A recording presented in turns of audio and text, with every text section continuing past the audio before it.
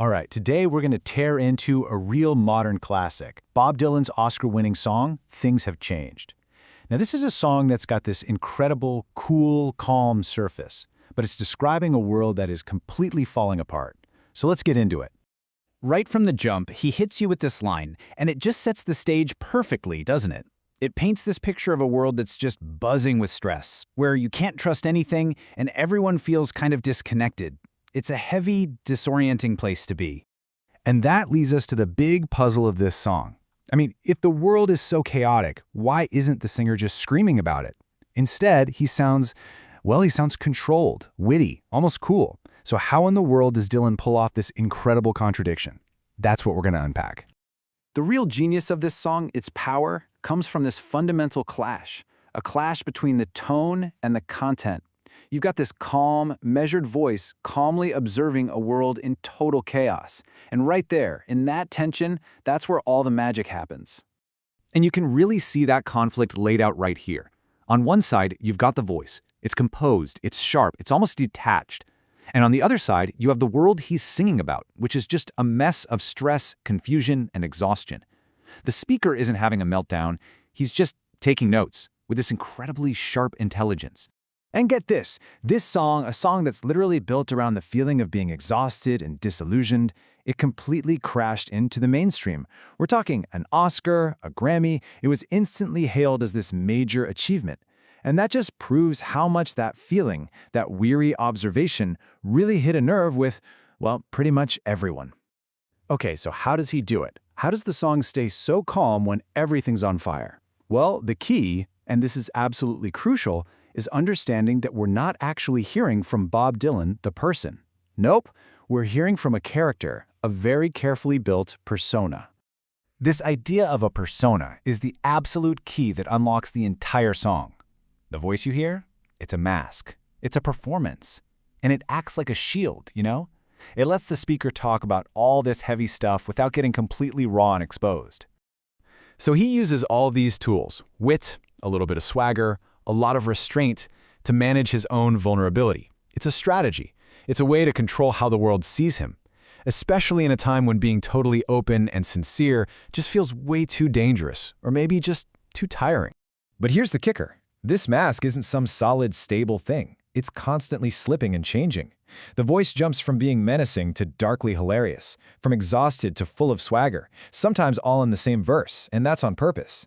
This character isn't held together by being consistent. He's held together by the performance itself, which, ironically, makes him feel way more believable and way more modern.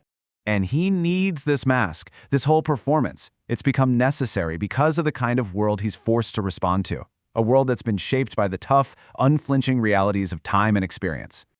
I mean, this song just takes all those sentimental greeting card ideas about getting older and throws them right in the trash. You know the ones, where age brings you peace and wisdom. Not here. In this song, experience isn't calming, it's abrasive. It wears you down. It's just a long, slow accumulation of disappointments and compromises. The speaker definitely isn't looking backwards with rose-colored glasses. For him, the past isn't some warm, fuzzy memory he wants to relive. It's just a yardstick that measures how far he's traveled from a time when he could actually bring himself to care more. There's zero comfort there. So if the world is grinding you down and you can't find any comfort in the past, how in the world do you keep going? Well, for the guy in this song, the answer is a really dark, really sharp, and often totally absurd sense of humor. But it's so important to get this. The humor isn't a break from the darkness. It is the darkness, just in another form. It's the language he uses to get through it all. He throws these wild tonal shifts and bizarre little details at you. It's all a way of proving that even though his spirit might be shot, his mind is as sharp as a razor. It's a survival tool, plain and simple. And all of this, it brings us to the real heart of the matter. Why does this song, which came out way back in 2000, feel like it could have been written this morning?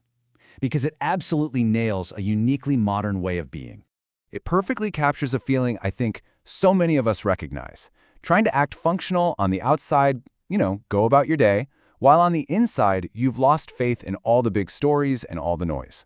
It's like a blueprint for how to get by when you're drowning in information overload. There's actually a name for this. It's called epistemic fatigue. It's that deep exhaustion you get from living in a world where truth itself just feels shaky, where you're constantly having to figure out what's real in this ocean of nonsense and bad faith arguments.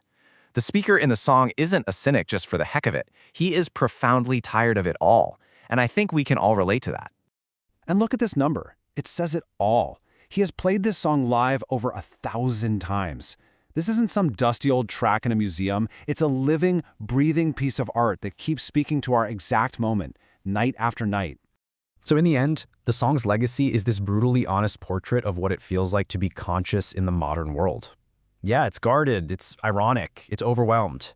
But, and this is the important part, it's still standing, still watching, still finding a way to speak. It's a masterclass in the art of endurance. And that leaves us with this final, really fascinating question. Things Have Changed doesn't give us a hero who's going to save the day, but it also refuses to just give in to despair and collapse. It offers us something else entirely, a grim, witty, and totally unforgettable realism that frankly feels more essential right now than ever before.